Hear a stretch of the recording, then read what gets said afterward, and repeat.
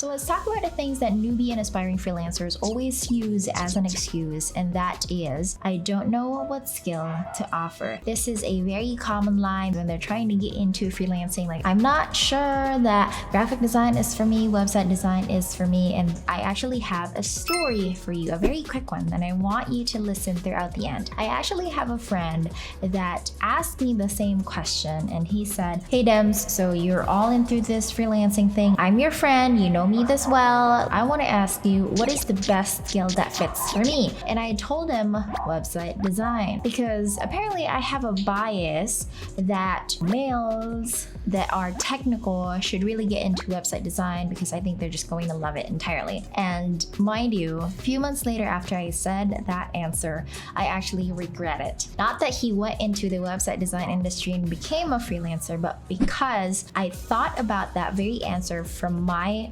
own personal bias. So I did not check any sort of data. I don't think that I know him very much. And so what would be the best skill that someone can offer when they get into the freelancing industry? What I now always say is that you have to follow your curiosities. You can't just say that if someone tells you that graphic design is awesome, you're going to earn a lot of money from it. Or someone is going to say, hey, copywriting is like earning me $1 million. I gotta be a social media manager because this person is an SMM, she's doing awesome, she's living the life. Now, this is what we call the shiny object syndrome. We can't let ourselves just follow whatever is shiny. We have to look into ourselves and really answer that very question, because you cannot give what you do not have. Say, for example, my very friend actually went into the website design industry, became a freelancer, and later on hated it because then it started becoming a chore. And that is the common problem why freelancers burn out or not give a satisfactory service, or just gets a really bad review because they put something out there that is not even worthwhile. So why am I telling you this? This is because if you want to become a freelancer and you really are committed to doing so,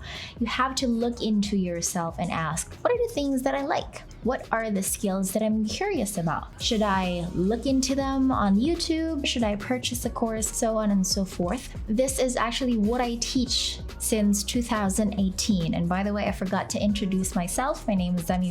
I have taught 5,300 students around the globe how to become freelancers. And that is always the first lesson. In whichever course I have in terms of freelancing, the question is always about yourself. Who you are, what you do, what you're best at. And we actually have guide questions that will help you through it, so that later on when you get through these pointers that can redirect you to a better self-realization, then you can start having a hint on what skill really is for you in freelancing. And so I'd like to invite you as we open Skyrocket in Freelancing. This is a 4-part mini course that I created 2 years ago, and then I made a version 2 of it. And now we are launching the best part of it so far. At a no-brainer price, you can get into Skyrocket in Freelancing and learn the 4 secret weapons and preferably start freelancing in 4 days.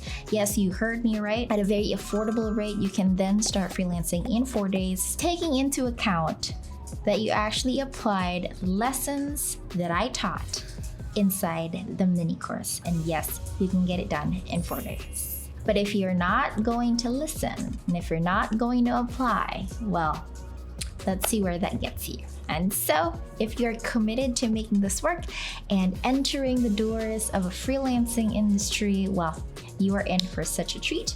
Please click the Learn More button to learn more about Skyrocket and freelancing. And if it fits you, I'll see you on the inside.